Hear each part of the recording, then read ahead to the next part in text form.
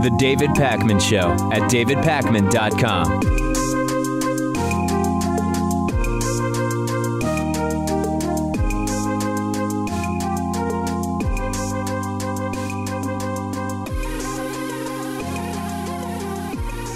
I was reviewing some polling data this morning, and I noticed that there is a new poll which really shows the extent of the cognitive dissonance and idiocracy that we're dealing with. Last week, I told you that despite the fact that Donald Trump Jr. admitted to having that Trump Tower meeting with the Russian lawyer, many Trump voters, in fact, slightly more than half, either don't believe or aren't sure that it actually happened. Trump Jr. admitted to it.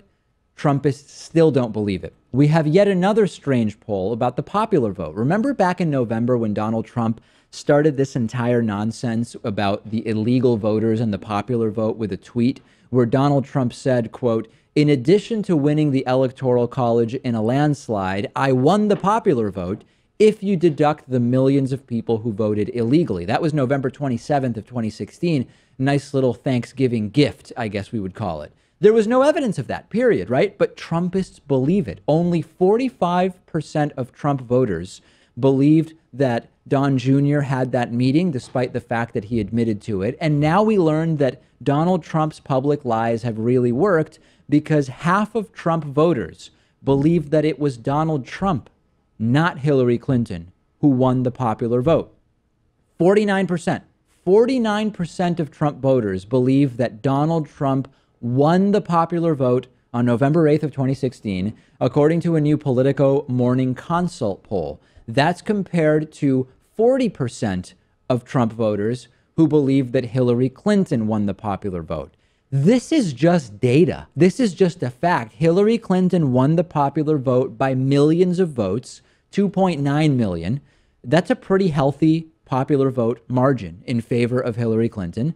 There's this often misquoted Voltaire quote, but he has a real quote that's relevant here, where he said, "Certainly anyone who has the power to make you believe absurdities has the power to make you commit injustices." And we see Trump's lies and we say, what a moron, right? Who could possibly believe this stuff? You'd have to be really clueless to even try these lies on the general public, but they work. Trump supporters, many of them, maybe the right term is enough of them, we could say, they believe the lies that Donald Trump peddles, regardless of what the facts are. You know, of that 49%, though, I wonder how many of those people understand that officially Hillary Clinton won the popular vote but by they don't believe 2%. But buy into this idea that 3 to 5 million people voted illegally and otherwise Trump would have won. Right. What percentage fall into that category, and what percentage just don't know what the popular vote is, or think, well, Trump won the election, so he must have won the popular vote? I'm sure it's a combination. Anyway? I'm sure it's a combination. And people who just don't understand the difference between electoral and popular vote. This is why, for example, giving climate science deniers facts day after day, beating them over the head with facts, it's not going to convince them to change their minds. Trump's global warming is a hoax created by the Chinese thing. It's ridiculous to thinking people, but every single one of those assertions works to some degree, and it is scary and disturbing how willfully misinformed these people are. If Trump had come into office during a period of more instability, imagine what he might have been able to get us into with his lies. And what's really frightening is how stuff like this is not even being considered that big of a deal because it's arguably trivial. These are people who live in an alternate reality. They're delusional or will lie about anything. Tens of millions of people who are falling for this stuff, hook, line, and sinker. And it illustrates a key consequence of having these sort of propagandist news organizations. It furthers the spread of this stuff, and it furthers the anti and the pseudo-intellectualism that we've been talking about. I really wonder if Trump supporters understand that they are in the minority, that only, 35% of people or so support him, that only 20% of Americans actually voted for him. Yeah.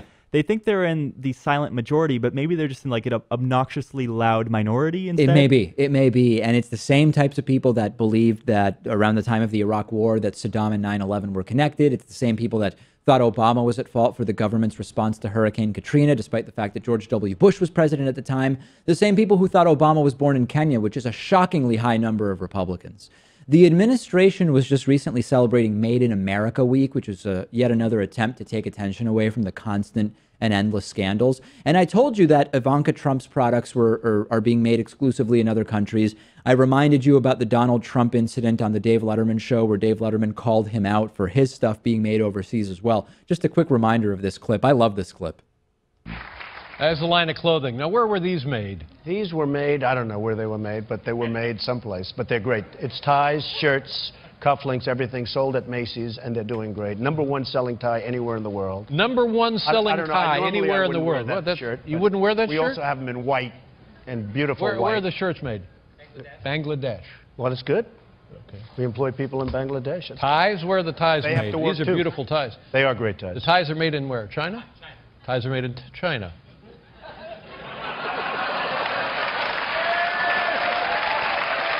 Well, I'll tell you, and you know what, David, in all fairness, I've been very open about that, and not all of them, by the way, but I've been very open about that. Are you okay? Is the no, chair I'm was fine. Made in China. Yeah, I know. The chair was made in chair China. was made in China. Yeah.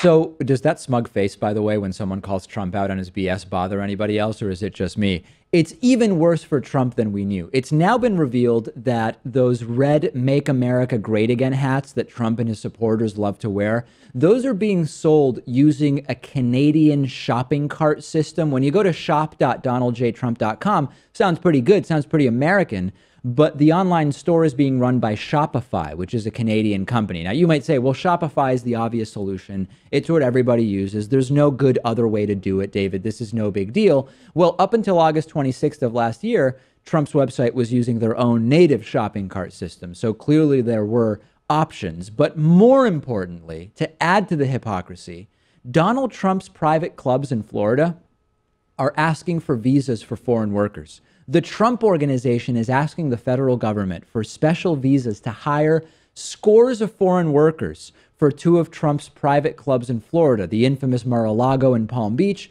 and Trump National Golf Club in Jupiter, Florida. These are requests for H-2B visas, and they want waiters and waitresses and housekeepers, a hostess, a bartender. The jobs pay $12 to $14 an hour, which for full-time work works out to $24,000 to $28,000 a year. And the Trump Organization has been asked, saying, wait, but it's all about Made in America and Get America Working Again or Made in America Week, but you're going to other countries and asking for special worker visas to bring in foreigners. White House has had no comment on this so far. It is the hypocrisy that's upsetting, more so even than the outsourcing or just making your products overseas. And it's a real shame because I was going to celebrate Made in America week last week, but I was looking through my wardrobe and I had the Trump shirts that are made in Bangladesh. I had the Trump ties made in China. I had the Trump hats made in Canada. I just didn't know what to wear. Here's the real point, though, Pat. The hypocrisy doesn't matter. The hypocrisy only matters to people who already don't support Trump. It will take more than double standards to impact Trump. And although there are plenty of them, don't wait around for some Trumpist enlightenment as a result of the hypocrisy. Send me your thoughts about this. I'm on Twitter at @DPacman. The show's on Twitter at David Pakman Show. The David Pakman Show at davidpakman.com.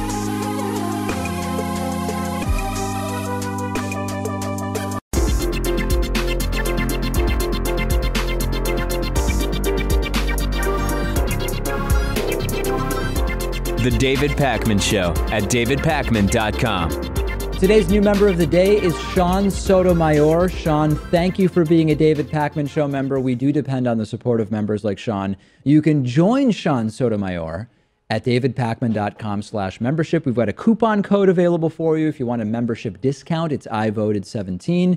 You can also make pledges of as little as $1 a month at patreon.com/David Pakman Show.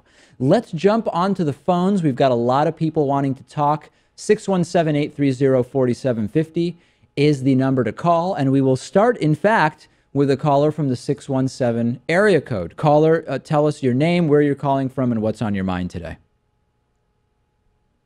David, this is Josh from Salem, Mass. Great. I was just up in Salem not long ago. You guys have this great new arcade bar at an old jail, which I really liked. I think it's called Bit Bar. Which part of Salem? I don't know. I'm right downtown, and yes, it's called Bit Bar. That place is pretty awesome. Cool. All right. What's on your mind today? So, as a as the president of the Salem, Mass chapter of the Fans of Vegan Pat Society, Okay.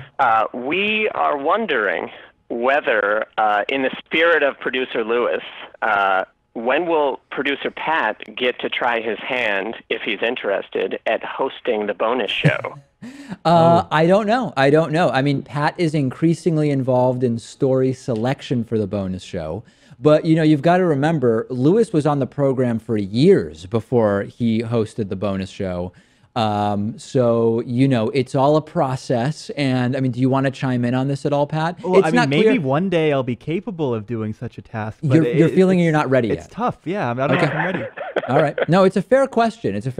But I think that, this is, there's a lot to what goes on here. And we will, once we have something to announce, we will announce. That is fair, and no pressure. We're all ready. Our bodies are ready. Just keep in mind that we'd like to see that. Are you worried though that the story selection on the bonus show would just turn into pro-veganism rants, or talking about the many scandals that have infiltrated the David Pakman Show over the past year? Well, we at the Society think that the scandals have been a little overblown. Okay, I don't want good. to say fake news, Yeah. but Wow. I think All you're right. right. Well, listen, we don't want to go overboard with this, but we will consider the comments of the Society and hope to visit Salem again soon, although not on Halloween. It's nuts. I recommend not going to Salem on Halloween. All right. Thanks so much for the call. Really appreciate it. it's a little busy. A little busy. Thanks, Yep. guys. All right. Take care.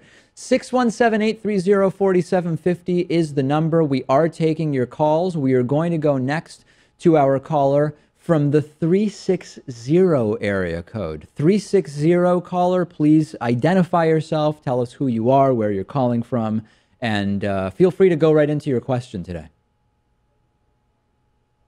My name is Andrew, and I'm from Vancouver, right above Portland in Awesome. southern Washington. I have to start off by saying I love your show, and I'm so happy I'm talking to you right Thank now. So my question, Pat can chime in too if he wants to answer this. Wow. Okay. And then I sort of have a second part to the question.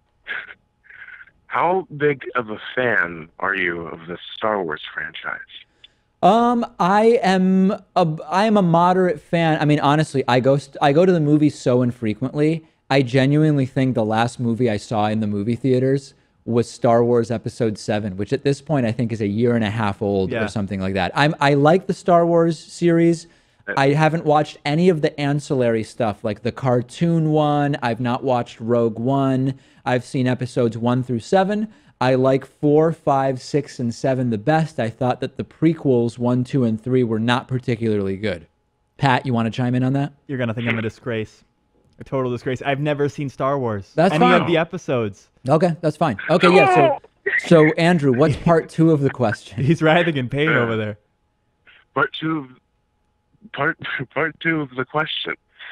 Are you guys familiar with Audible? Yes, the audiobook service. Yes, there are some amazing Star Wars books on there, and I would highly recommend them if you guys like fiction.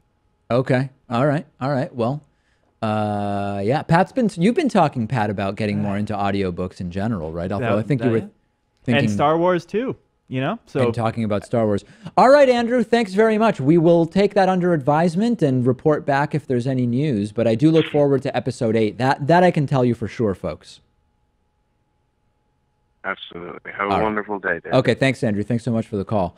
The calls are interesting today. There's sort of an interesting feel to the calls, I would say. Are you sensing that as well? I wonder if we're going to talk politics at all today. I know. I do wonder.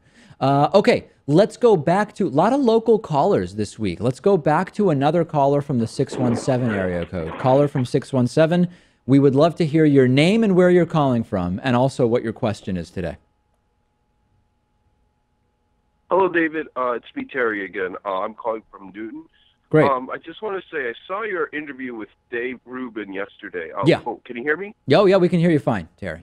Okay. So I saw your interview with Dave Rubin yesterday, and I remember towards, I think it was the end, he was talking about Ayaan Hirsi Ali and how she's a lot better than Linda Sarsour. And while I agree that Linda Sarsour is somewhat problematic, I don't really understand why Dave Rubin and other people on the right admire her, Ayaan, so much, because Ayaan literally lied to start her political career in the Netherlands and all that too. She said she was running away as a refugee from Somalia when it was established that she had actually left Somalia years before the Somali civil war began. Well, it's true that she was a victim of FGM and all that too.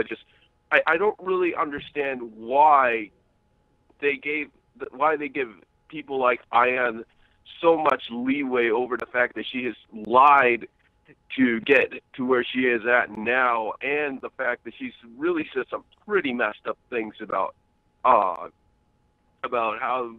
the West should deal with Muslims and all that too. I'm not saying that. Okay, all right, but hold on, Terry. Let's slow it down. Let's slow it down a little bit, because you're throwing a lot of stuff out there. Let's see if we can break this down into its component parts. Okay. So, first of all, on the refugee thing, and I don't know that much about her. I've only seen a couple of interviews with her, and I couldn't possibly tell you why any other person likes or dislikes her, right? I couldn't do that, but just on a couple things.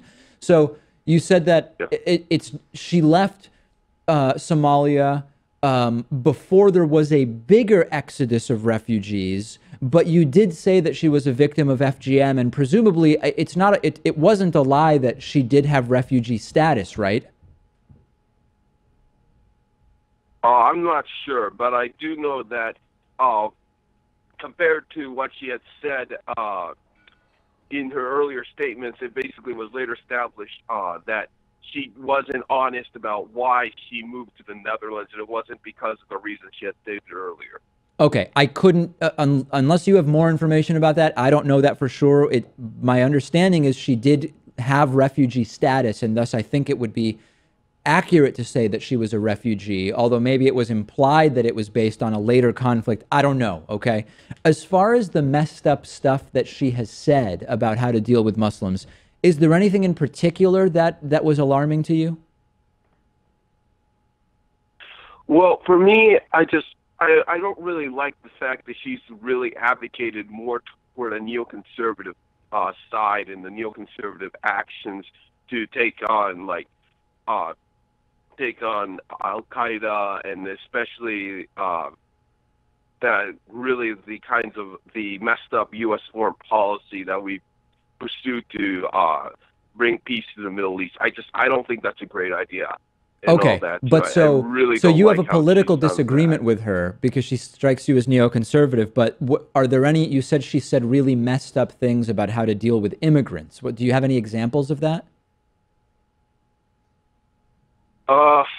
Not off the top of my head, but I just really, I don't know. I just feel like she's not. I know that I do think the left should respect ex-Muslims more, and I do think that the way that some people on the left try to make ex-Muslims as traitors is silly. But I don't think Ayaan Hirsi Ali is the best example. I think there's others like Enya, aka Nice Mangoes, which I think are better examples to hold up to, but I don't know. I feel like Ayaan Hirsi Ali is just not the honest person.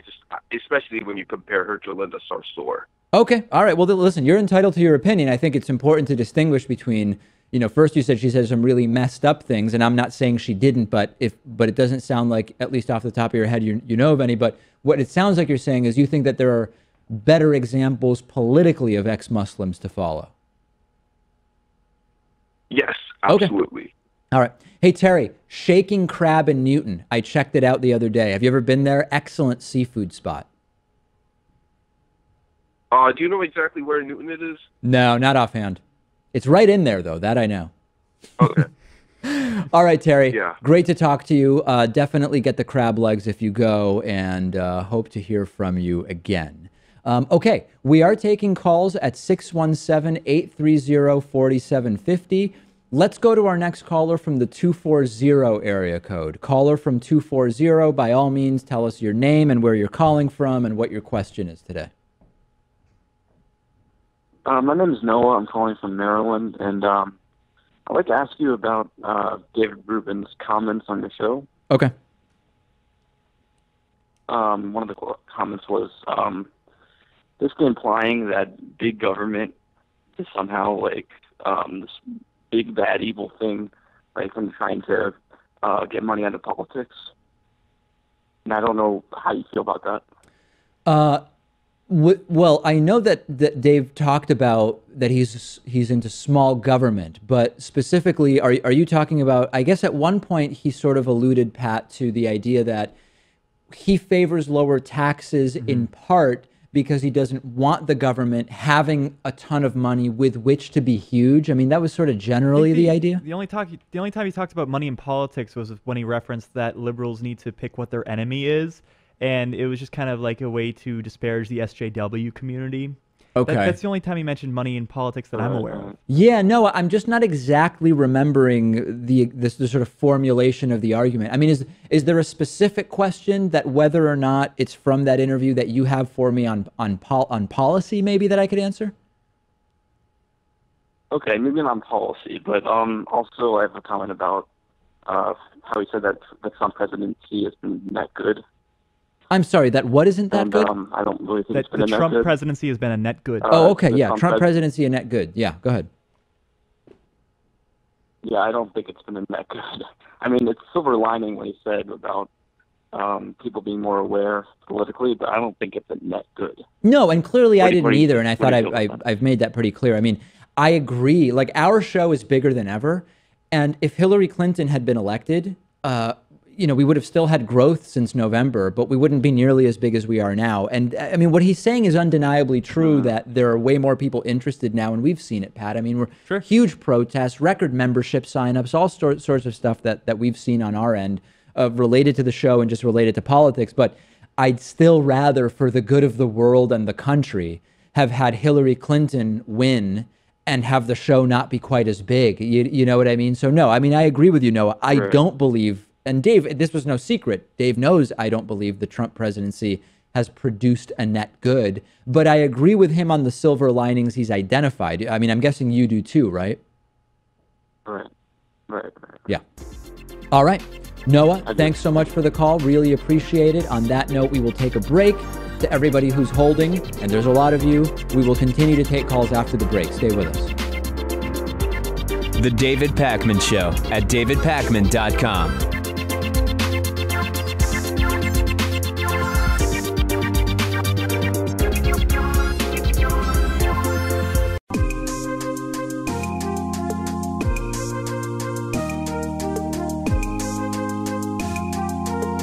Welcome back to the David Pakman Show.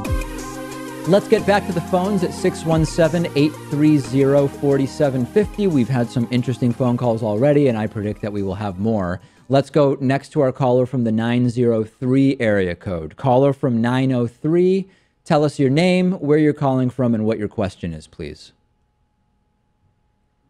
Hi, I'm Ash. I'm calling from Arkadelphia, Arkansas. All right. Go ahead.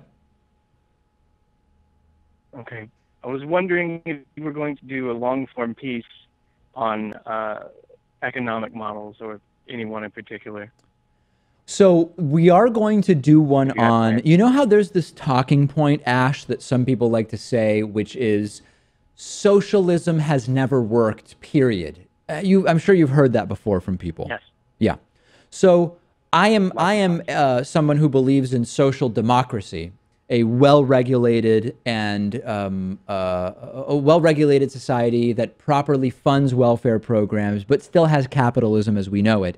However, I also know enough about history to know that the talking point that socialism has never worked is easily debunkable and one of the most often cited incorrect talking points when it comes to economic models. So we do have a long-form piece. The script and the research are probably 80% done. And yeah, we're going to be doing one on that. And listen, it's not an argument in favor or against socialism, communism, capitalism. It's sort of saying, if we're even going to talk about this, you kind of need to understand the history first. And so, yeah, we've got that upcoming, and it'll probably be released during the second half of August. Okay. All right. Well, thanks so much for the call. Appreciate it. Yeah, thank you. Quick and easy, Pat. Very, very simple one. I like that one. Yeah, it's very good because I think a lot of times you hear Republicans attack Bernie Sanders as a democratic socialist by saying, well, a democratic socialist is essentially a socialist, which is essentially a communist. We know none of that to be true. No, it's not true at all. 617-830-4750. We're continuing to take calls, and we will go next to our caller from the 718 area code. Caller from 718. Is that Brooklyn? In New York, 718 actually covers. I'm in the Bronx right now, but 718 is Brooklyn, Bronx, and Queens in New York City. Right, my old neighborhood. All right, what's on your mind? And tell us your name as well. My name's Kareem. I was actually just watching Scaramucci talk to Cuomo. My question was actually going to be like, what sources do you use? Because I try to watch as many, obviously you and the Young Turks, and I watch CNN and everything. But it's tricky. I feel like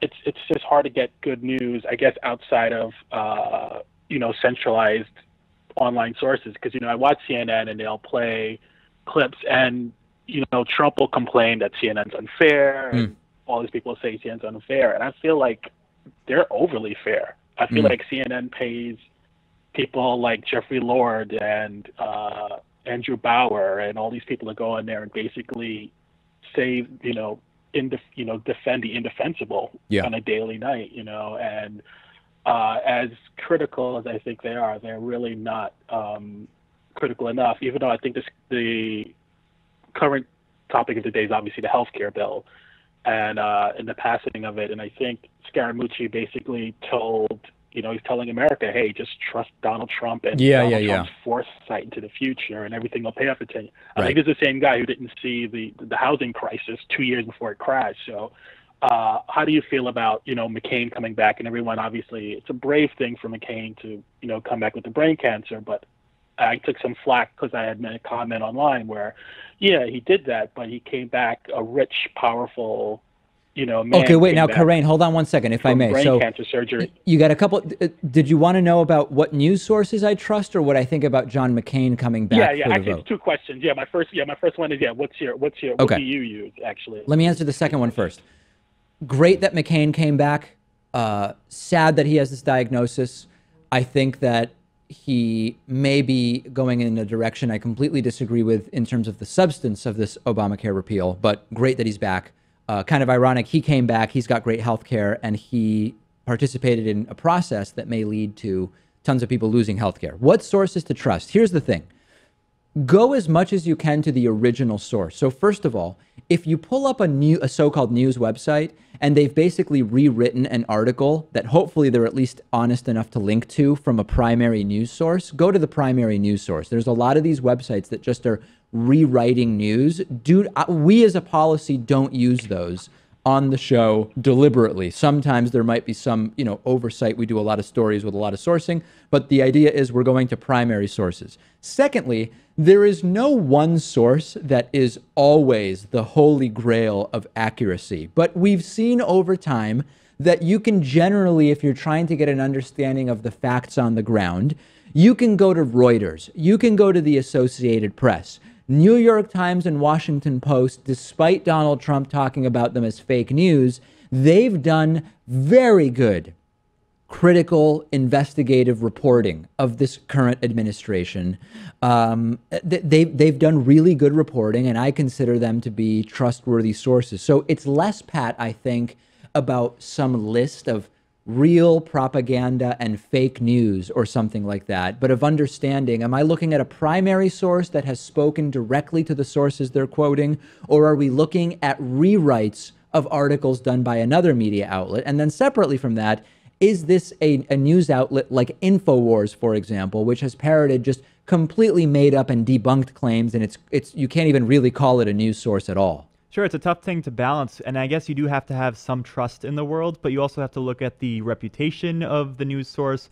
You have to look at, are they using anonymous sources or secret sources, what have you. So anytime you want to check out the sources, we have them in the YouTube clips for the story as well. Yeah. And we're always open about what we're using as a baseline. We are transparent in terms of where we're sourcing the story, and you can see that, if you're listening to the podcast or watching on TV or listening on the radio, you can go over to the YouTube channel, and in that clip for whatever story you heard, you will see our sources listed.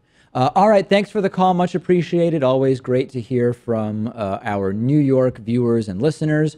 We are continuing to take calls. Let's go next to our caller from the 303 area code. Caller from 303, please make your name and location known, and feel free to jump right into your question.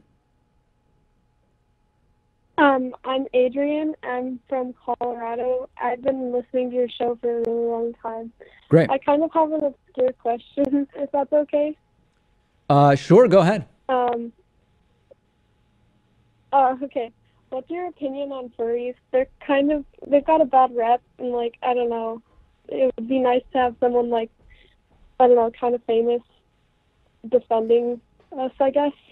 Okay, did you say furries? Is that what you said? Yeah. Okay, and correct me if I'm wrong. Are furries people that dress as animals, or define a furry for me? It's not necessarily, not all of them dress up. I personally do, but not everyone does. And just people who take interest into anthropomorphized animals, Zootopia. Yeah. Okay. So, and is this for it's not just taking an interest in anthropomorphized animals, but isn't furries sort of the idea of being sexually attracted to such anthropomorphized animals? That's actually a really big misconception. It's more it's just sort of a hobby, and I can't deny that there's a sexual aspect to it. I'm sure there's plenty of people who take it sexually, but generally it's not a sexual thing, and that sort of myth was spread by a CSI episode a long time ago. I didn't see that one. Okay, so now as far as it comes to you dress up as an animal. Is there a particular animal you dress up as?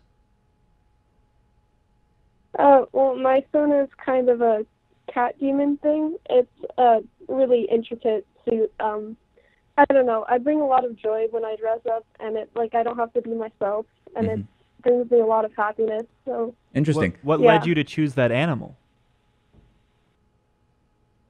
I don't know. I've always loved black cats, and I don't know. It just kind of hit me. I guess it was a long creative process. A lot of people's personas take months to be fully realized. Wow. And now for you, is this, I know you said it brings you joy and happiness. Is there an arousal component for this to you? No, not me. There isn't. And now what really about, if I may, what about the people that you maybe are dressing up as an animal for? What do you mean? In other words, I can imagine that there might be some furries who are doing this because it's sexually arousing to someone else in their life, if that makes sense. Yeah, they're called fursuiters. They have specialized suits for that. They generally get kicked out of conventions and stuff for wearing those, because conventions are safe spaces. There are adult-oriented areas, but generally it's a really kid-friendly place. Interesting. Well, listen, 99% of what I know I've learned in the last 3 minutes talking to you, so it's hard for me to really formulate a strong opinion. My view is, I guess, the same view I have on most things I don't know much about, which is if people aren't being hurt by whatever's going on, it certainly doesn't bother me. Do I find it to be the most... It's certainly not something that would appeal to me. I think you're going to have to send me to do some investigative reporting on this topic, but I don't know what animal I would choose. Maybe a cricket or a rhinoceros, maybe? Yeah, are there animals that are more... I would imagine a cat, Adrian, is a more common furry than I don't know, a spider. It's mostly canines, like wolves and foxes and dogs and stuff. That's what you'll see generally. Okay. The most famous ones are, at least. Yeah. But there's, the people create their own species. There's this really rampant species. It's called a Dutch angel dragon, and Right. I actually implore you to look it up. It's really cute, actually. Okay. Listen, I mean, I'm pretty libertarian on everything. I'm getting a bit of an odd vibe from this call, and it's making me wonder whether there is some kind of unusual subculture here. But I'm not against it, you know. I don't know. Do whatever you want. Yeah, I I mean, we're definitely, like, we know we're weird. We know, Oh, okay. we don't, Yeah. like, act like this is like, we don't think this is a, like, necessarily, I don't know, normal thing. Okay. But, I mean, I don't know. It's not hurting Yeah. anyone. It's certainly not hurting anyone. Got it. Okay, well, good. To the extent that it's not, I say with peace and love, dress like the animal you want. And very interesting. All right, Adrian, appreciate the call. Very interesting to get a little bit of insight into the world of the furries. I think once we did an interview with one of the Westboro Baptist Church people, and in their list of stuff that's really bad or sinful, they listed furries for some, and I was barely even aware of that. Like that this call is 99% of my knowledge of furries. When the Westboro Baptist Church people mentioned it, that's the other 1% that makes up like my total knowledge of it. Just sounds like the Westboro Baptist Church is going after whatever irks them the most. Yeah. Not just what God is upset with. Right. God is very upset with furries, if you believe them during that interview. All right. Well, that's an interesting place to stop. We will take calls again. We will take a break and then answer some of your specific questions next. The David Pakman Show at davidpakman.com.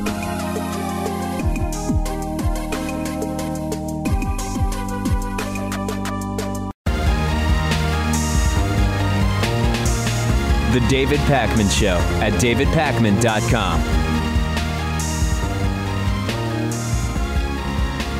All right, let's do some audience questions. Really good ones this week. First one is from Ilya, who asked, what foods are overrated? I've got a couple thoughts on this. One is like trend foods that become very popular, but then there's also just like food concepts that I think are overrated. So first of all, any food that like has gold on it, like gold leaf, I find to be absolutely insane. And some people may not have heard of this, but I've seen a lot of food documentaries. There are desserts, like chocolate desserts, where there will be like this gold flake added on top to make it extra luxurious or decadent. Or I just find it to be absolute and total idiocy. That's number one. You're not talking about like mac and cheese or something when Velveeta proposes this idea that you got to taste the gold, right? Not exactly. No, not exactly that. I mean actual like gold flake, like what you would see in Goldschlager. Not that Pat would know anything about that, of course. But like as a food concept that I think is overrated, superfoods. The concept of a superfood, right? And you see like acai berries or blueberries are a superfood, avocados a superfood. People are trying to communicate that the food has some like particularly amazing benefits. Different foods have different nutritional properties. No one food is going to provide you everything that you need in terms of nutrients indefinitely. And I think that the concept of a superfood, anything that's called a superfood, I find to be a food that's overrated. Yeah, I mean, my thoughts go towards these trends that have come out of like the yuppie, earthy, crunchy community, which are foods like kale and avocados and quinoa. And I would say they are overrated. But then again, when you put all those things together in some sort of salad, I mean, that sounds delicious to me. It's a vegan paradise, really. It is. I mean, it sort of is. Yeah, no, I mean, quinoa is... why is quinoa so popular, right? I mean, in the end, it's not that different. Or kale even? How's that different? Yeah, than any I other love type kale, but there's many, like, how is kale that different from collard greens or Swiss chard or what? I mean, we're talking about similar foods here, and it just becomes super, super trendy. I also, you know, this has become a thing.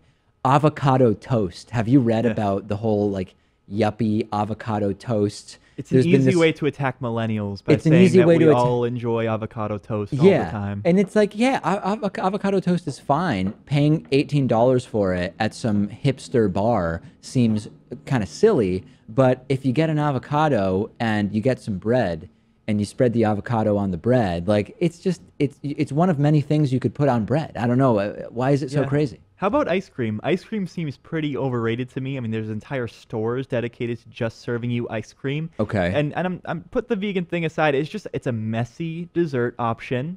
There's really not much to it. I just think it's an overrated food.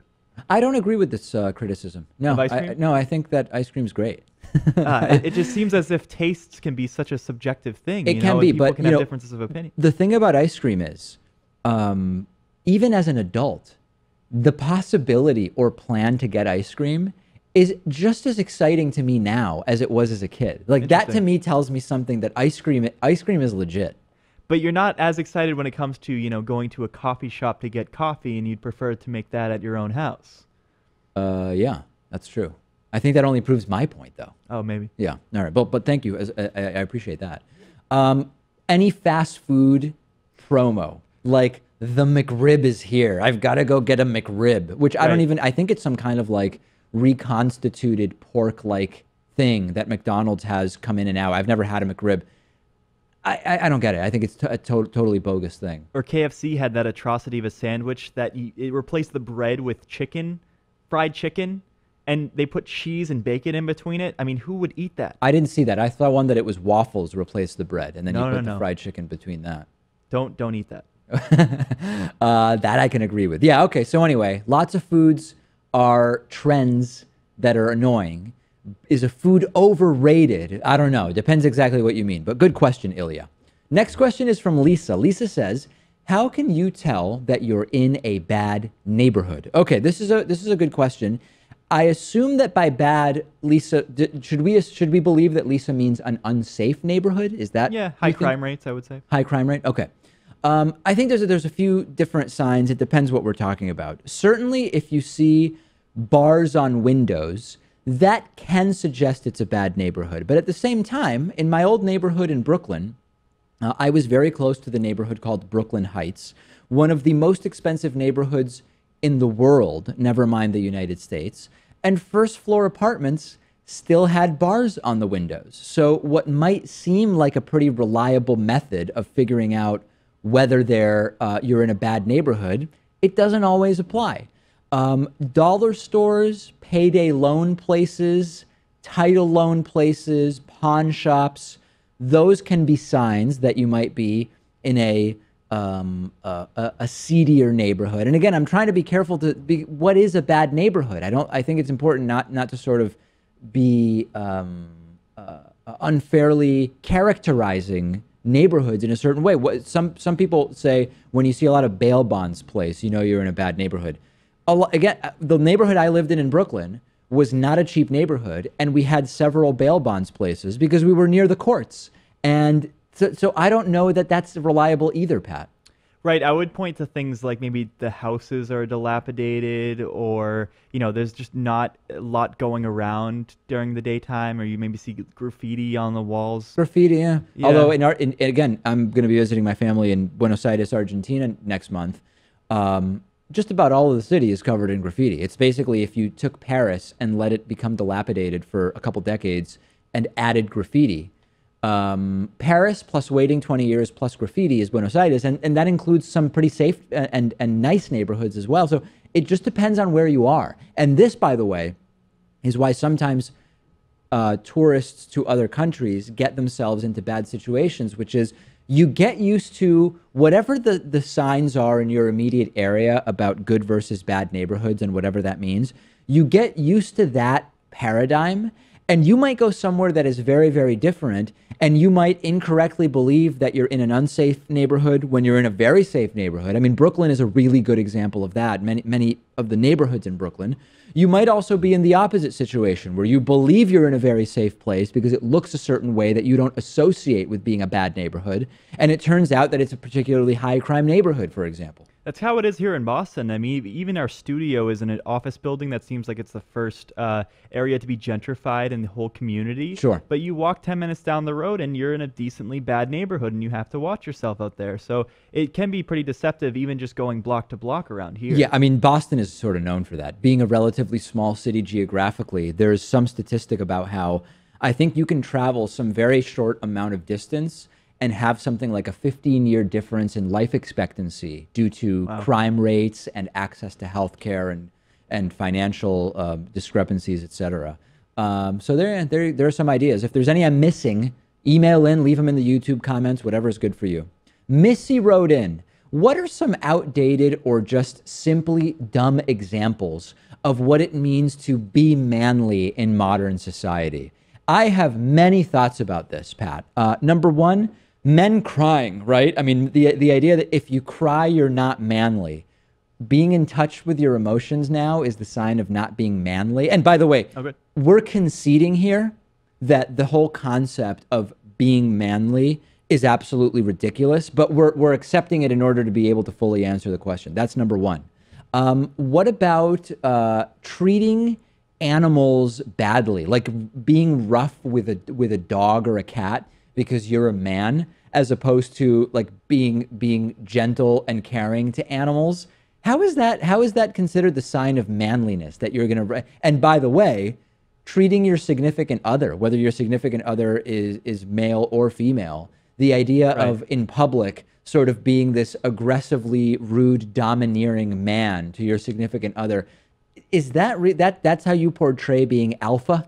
Yeah, I think strong people don't put others down, they lift them up. And I think that, goes to this idea that just because another person or an animal is smaller than you, that doesn't mean you don't get to treat them with the same respect that you would of someone your own size. I totally agree. And along those lines, bumper stickers that have just like ridiculous, childish messages on them, and pick, it doesn't have to be political, right? Like just pick whatever you want. We don't even have to give examples. But the idea that as an adult, in order to assert your strength, you would put some kind of ridiculous, crude, offensive, aggressive, demeaning message on a bumper sticker on your car and drive around with that as sort of like a billboard of what it is that you believe in society, and damn it, people better not mess with you as a result. How about bragging? It seems like that's such a childish thing to do now, not so much maybe, manly versus not manly, because when people talk often about, their finances or the people that they're dating or just how strong they are, they're trying to play themselves up, and I think there is a masculine element to that. Interesting. But I think that's, starting to be just seen as obnoxious now. Yeah, I mean, it's sort of like the art of the humble brag is what's become more in now, which is sort of subtly communicating. And this actually kind of relates to that book, The Aspirational Class, that we talked about with Elizabeth Currid Halkett, where it's like the way that you communicate elitism or economic stability or success in modern society has changed. And along those same lines, the ways in which one might communicate sort of manliness or masculinity have probably evolved as well. I think that the concept of like a girly alcoholic drink is kind of dumb. Like if you like a drink that for whatever reason is visually a pink drink because it might have grapefruit in it or whatever the case may be, how are you less masculine as a result? You might just like the flavor, right? Or even just wearing pink now, too. Oh, yeah. I mean, a lot of men are not willing to wear pink because it's associated with feminism. But more and more, you are seeing men wearing pink. Sure. Yeah. At least, again, this might be that divide between where in the United States you're living, but in New York City and Boston, it's sort of like not really a big deal. You do own a pink shirt that you sometimes wear on the show. I haven't gotten to that point in my life yet. I guess I'm not as comfortable with my masculinity. I have pink shirts, salmon, purple, whatever. It doesn't really matter. The other thing, by the way, before we get off of this, the food thing, where like when you see people be critical of the size of someone else's food portions. I don't know where you thought I was going there. Pat looked up concerned for a second. Like saying, what a tiny burger. Like, dude, that's what you're eating, man? Who cares? You don't know what I've had. You don't know whether I just had a snack. You don't know what's going. It's just the dumbest things. And when I speak to high school students, a lot of times there will be questions about what lesson might I have or what did I really learn from high school. And very often I'll say, I know it doesn't seem like it right now, but the stuff you think matters right now and the stuff you think will be important for your entire life, it's not going to be. And I know that you won't fully understand that for probably another 8 to 10 years, but try to at least consider that the things that seem really important right now are not actually going to be that important for you. And I don't know if you've started realizing that, Pat, but when I look back to high school, which was longer ago for me than it was for you, almost nothing that people cared about then makes a difference in adulthood. Or just even the functions and events going on at the school seemed like the most important thing. Like everyone had this idea of having a prom that was, something out of the movies, but then when you're a few years removed from it, what does that really matter? Yeah. I went to my 10-year, we're kind of getting off track here, but I went to my 10-year high school reunion a few years ago. And there were definitely, you could tell who peaked in high school, so to speak. And the people who were at their peak in high school are noticeably, generally speaking, not exactly doing as well now. I'm not sure if you're experiencing that with your high school class to some degree. Well, you don't know if you've hit your peak until you're on a downward trajectory. Yeah, that's true. So I guess I'm going to have to wait a few years. All right. Well, Pat's going to get back to us on that. Okay, good questions this week. Thanks so much to everybody who wrote in. You can submit your questions however you want. Social media, email, whatever. Missy, Lisa, and Ilya did all of those, used all of those methods. We've got a tremendous bonus show for you today, but I'm out of time. I can't tell you what's on it, but trust me, it's a really good one.